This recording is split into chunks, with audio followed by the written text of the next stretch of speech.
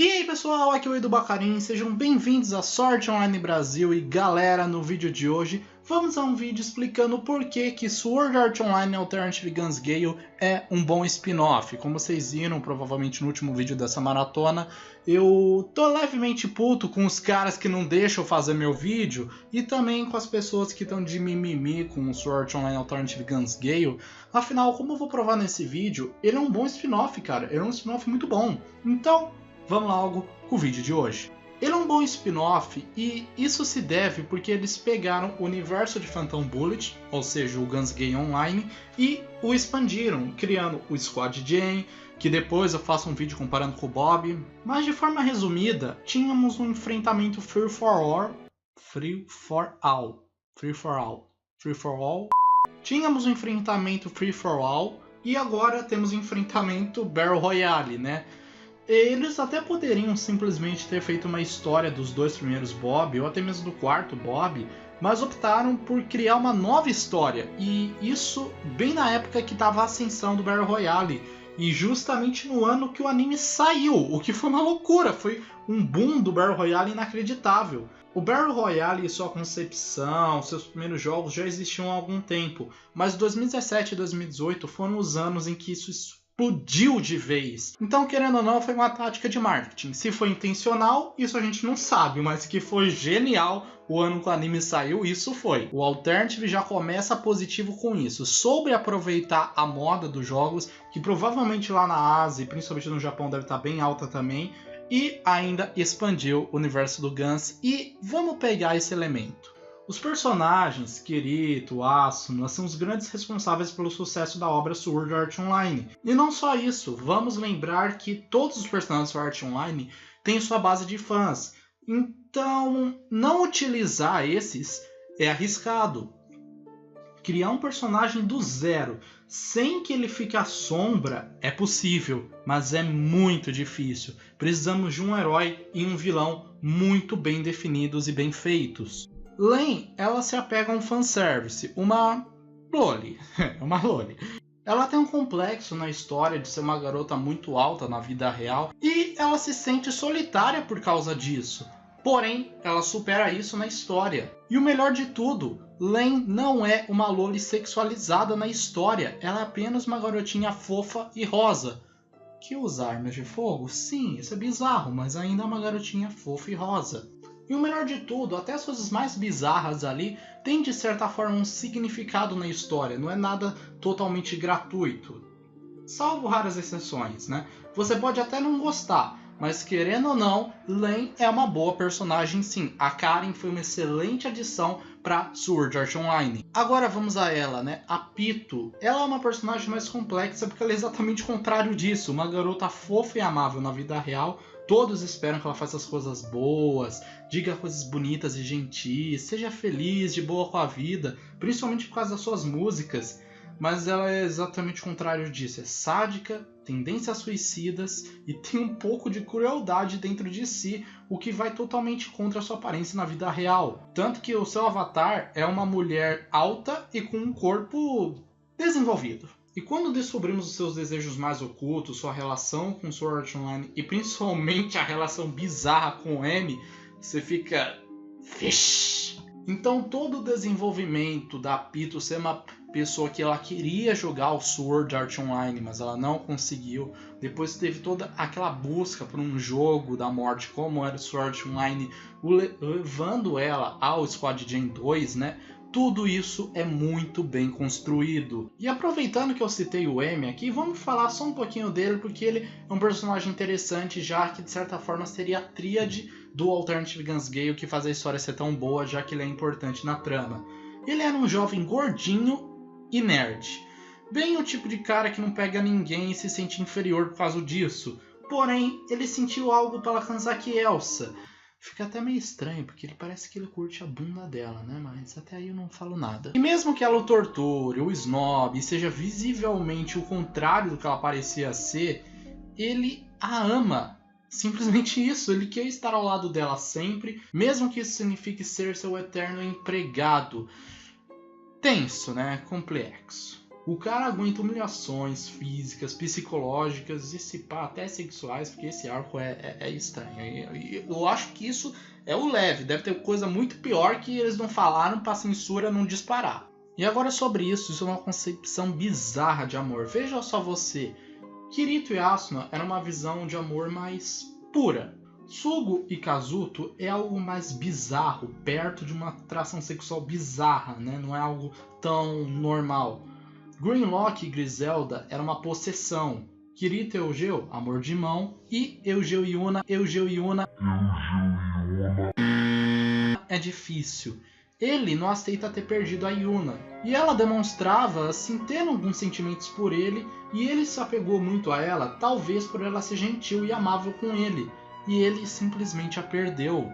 Ele quer, independente das consequências, ter ela de volta. E isso é o que me faz gostar do Eiji. Por mais que as atitudes dele sejam totalmente questionáveis, e ele seja assim, talvez um dos maiores rivais que o Kirito já teve, ele não é malvado, tipo Kuradil, Radcliffe, Sugou ou qualquer outro desses caras. Não, ele é uma pessoa que fez atitudes erradas, mas não é por uma maldade dentro de si. É apenas assim por um desejo que ele queria muito e fez todas as consequências para conseguir ele. É errado, mas ainda assim o que o Eiji sente pela Yuna com certeza é bem menos bizarro do que o Emi sente pela Pito, né? Já aqui a coisa é bem diferente. A Pito ela não demonstra em nenhum momento realmente gostar do Emi. Ela parece que ela só gosta de ser amada, de ter assim alguém que a ame independente da situação. Isso até o momento, né? Considerando só o anime, não estou considerando a light novel, mas querendo ou não, isso é uma visão muito interessante e abre linha para muita discussão filosófica. Veja só, eu fiz uma análise simples, besta, sobre os personagens e olha quantas visões assim de amor nós temos aqui e quão bizarro é essa visão em Alternative Guns Gale. Tá bom que isso é bem discutível, né? Talvez tenha pessoas que possam argumentar muito bem provando que na verdade ela gosta assim do Emi, ela só não sabe demonstrar esse sentimento. Algo meio parecido com o Kirito, só que piorado, né? Já que o Kirito gosta da Asuna, consegue demonstrar em alguns momentos, mas não é como ela demonstra o amor por ele. Isso tudo, como eu disse, é genial. O Kawahara sempre gostou de colocar essas concepções de amor e ainda coloca nos arcos seguintes e com certeza vai colocar em Until Ring, tanto que em Ordinal Scale ele dá uma puta lição de moral no Eiji.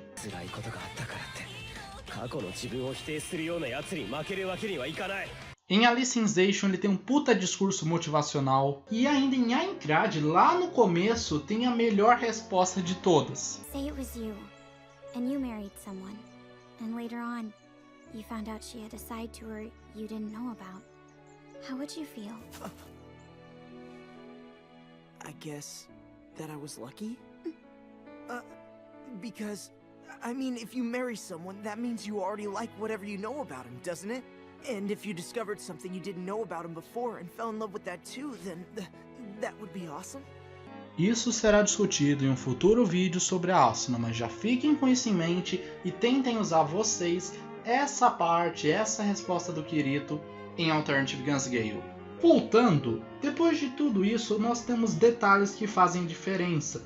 Temos diversas personalidades de jogadores aqui. Temos os que querem só ser mais fortes, os tarados, os campers, aqueles que surtam chegando a querer saber mais sobre armas ou até mesmo atirar com armas na vida real. Tudo isso aparece em Alternative Guns Gale. Todos esses tipos de jogadores jogaram o Squad Jam.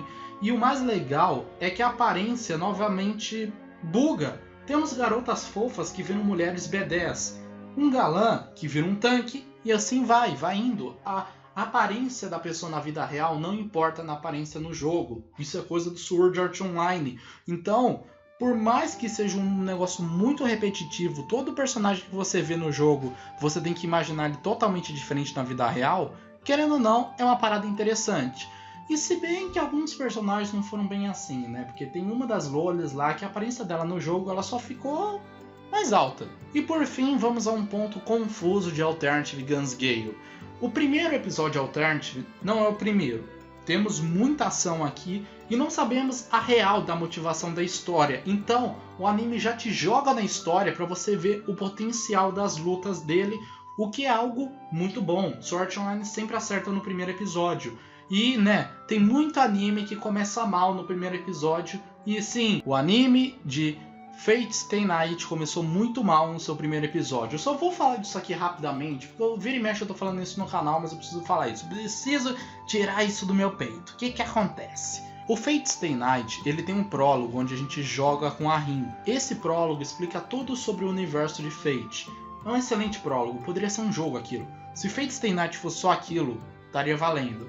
Só que o que que acontece? O verdadeiro protagonista de Fate não é a Rin, é o Emiya. Só que o Emiya, ele só aparece depois. E o anime resolveu contar a história dele ao mesmo tempo que colocava um flash ou outro da Rin, o que simplesmente cagou o prólogo da Rin na história. A história é totalmente confusa, porque você vê pelo ponto de vista dele, aprendendo tudo sobre a história, e estragou. Aí você pode dizer, Edu, mas isso não seria o que você está falando agora? Afinal, nós aprendemos com o personagem, as histórias, e ainda temos uma boa ação.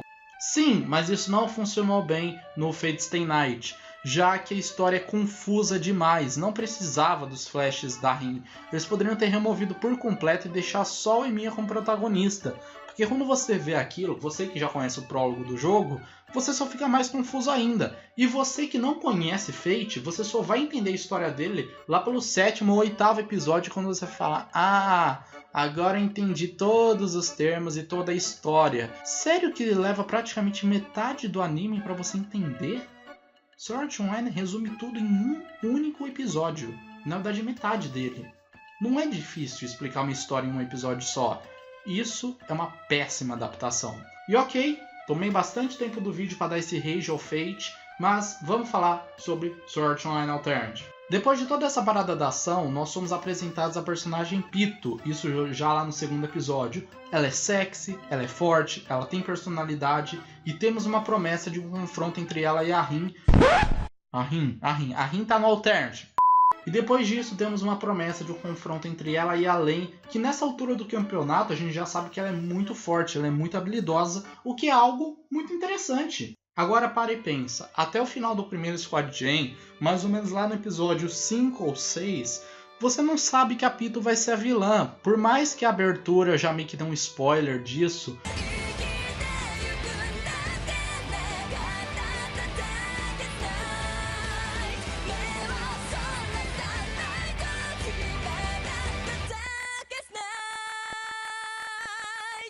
Você não desconfia que ela vai ser a vilã, ela parece ser mais uma mentora louca, mas não uma vilã. Mas aí vem o episódio ponto 5 e termina assim.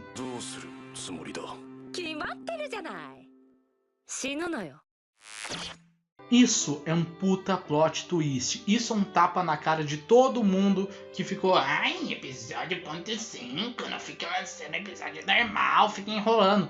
Caraca, mano, Naruto faz 400 milhões de fillers seguidos e ninguém reclama. Aí os caras vão lá e fazem um episódio de recapitulação e a galera reclama. Fizeram isso com a Alicization, um anime bonito, uma boa narrativa, uma boa história, volta a ser Sword Art Online e a galera ainda reclama, né? Mas, rages à parte, o episódio ponto 5 já até vale aqui, né? Ele vale a pena justamente porque no final dele tem essa revelação que a Pito vai ser a vilã. E isso é usado muito em Sword Art Online normal, como por exemplo, a gente não sabe que o Kirito tem a Dual Blades, tanto no anime como na Light Novel, até que ela aparece lá no episódio 9. Na Light Novel a gente vê o Kirito pegando o coelho, e só lá no final que ele fala da Dual Blades. Por mais que ele cite alguns momentos que ele tem um as na manga, que ele tem um segredo, a gente não sabe o que é. Então, de repente, ele saca uma segunda espada e detona com o Glin Eyes. E no anime, nós temos a referência visual. Por mais que na Light Novel a gente pode imaginar a situação, no anime a gente vê ele detonando o Glin Eyes, fazendo com as Sword Skills loucas. Então, é algo que a gente não sabia. Por mais que ele tinha pego a Dark Repulsor no episódio 7, a gente não desconfiava que ele ia ter duas espadas, ele poderia simplesmente substituir em um dado momento. E isso no Alternative também é bem utilizado. O plano da Shink contra o M não é explicado, só depois que ele é utilizado, o anime faz um flashback e fala: omitir um fato da história para fazer que você fique surpreso junto com o personagem ou protagonista é algo admirável, é algo que faz a narrativa ser muito boa. E isso é uma coisa muito bem utilizada em Altered. É usado em exaustão, tem muita coisa que eles omitem até o momento certo, até o momento que você fica, nossa, que legal, mano, acertaram. E como eu disse, eles conseguem segurar bastante o fato da Pito ser uma vilã. Eu amo a abertura do Alternative Guns Gay, eu acho incrível, mas aquele spoiler é sacanagem. Só que mesmo assim eu acabo perdoando, porque ele não é um spoiler tão pesado, você tem que interpretar muito para saber que ela vai ser uma vilã mesmo. Você no máximo pode pensar que elas vão estar no Squad Jane, mas que ela não vai ser a vilã propriamente dita. Só que o que acontece? Tem sim uns erros ali, outros aqui, tem fanservice desnecessário, vez ou outra, Só que tem uma cena onde a Len usa um item de cura pelo menos umas 4 vezes. Eu acho que não era mais necessário, acho que só 1 ou 2 vezes já era o bastante. Eu acredito que isso foi um erro da direção do anime, mas assim, dos males o menor. Eu acho que isso não chega a incomodar tanto. Talvez realmente seja a ideia, seja ela usar aquilo para curar toda a vida dela. Só que aí vem um muito complexo. Em um certo momento, o Amy coloca a arma na cabeça dela e supostamente atira. Toca a música de encerramento e quando você vai apertar o botão ESC, opa, cena pós-crédito, filme da Marvel! E... peraí, a Len conseguiu render o Amy. Porque a arma tava travada, velho. O que tinha aparecido lá atrás volta aqui. Então a arma do Amy tava travada. Só que, beleza, foi uma reviravolta legal, só que... por que teve barulho de tiro? Alguém pode ter atirado ali, porque afinal o Squad Jane? Sim. Só que depois eles mostram que a Shink, que era a que estava mais perto ali, e se não me engano a última, eles estavam relativamente longe. Então, por que deu esse barulho de tiro? E fora que não seria muito mais legal segurar essa revelação pro próximo episódio, mostrando mais da Shink, mantendo o suspense do tiro, ou fazer assim... quando a Len toma um tiro, bum, a tela apaga e ela faz assim, 5 minutos antes. Aí mostra a Shink se preparando até a hora que eles atiram na Len. Assim a gente ia ver mais dessa time e a história seria mais interessante, mostrando o ponto de vista delas. E iria quebrar essa revelação, porque logo depois a história te quebra, porque a gente vê o Amy chorando, implorando pra Len não matar ele. Ok, é uma quebra legal, só que ela funcionaria muito melhor assistindo uma semana depois, não com uma cena pós-créditos. Infelizmente, eles destruíram o clima aqui. Eles poderiam ter terminado o episódio de uma forma épica, mas preferiram não fazer isso. Eu sei que muitos podem não considerar isso como uma crítica relevante, mas isso realmente me incomodou um pouquinho, porque, pensa só, seria bem mais legal se eles tivessem segurado essa revelação, além do fato dela não fazer sentido na história, né? Mas ok, a gente deixa passar. Só que aí vem uma parada que muitos devem estar assim louco para perguntar a minha opinião. Edu, e os momentos Yuri? Totalmente aceitável, gente. E o Kawahara quer fazer mais, tá tudo bem, pode fazer. Quero mais Yuri em Sword Art Online. Então, gente, é basicamente isso pelo vídeo de hoje. Espero que vocês tenham gostado. Com certeza esse vídeo deve estar cheio de blooper. Desculpa aí, gente. Desculpa se o vídeo teve cortes muito feios, ou se vocês percebem que às vezes eu tô falando e tem um barulho e de repente eu corto, não tem mais barulho, os cortes feios no áudio. Mas é que esse vídeo, nossa, é um videozinho difícil de gravar. Isso que dá a gravar de fim de semana. Mas então, é basicamente isso pelo vídeo de hoje. Deixe a opinião de vocês aí nos comentários. Tela final é pra vocês, escolhe um vídeo pra você ver. Se você quiser fazer parte da vanguarda, se inscreve aí no canal. Compartilhe esse vídeo para o canal cheio nas linhas diferentes do YouTube. É isso, galera. Tchau.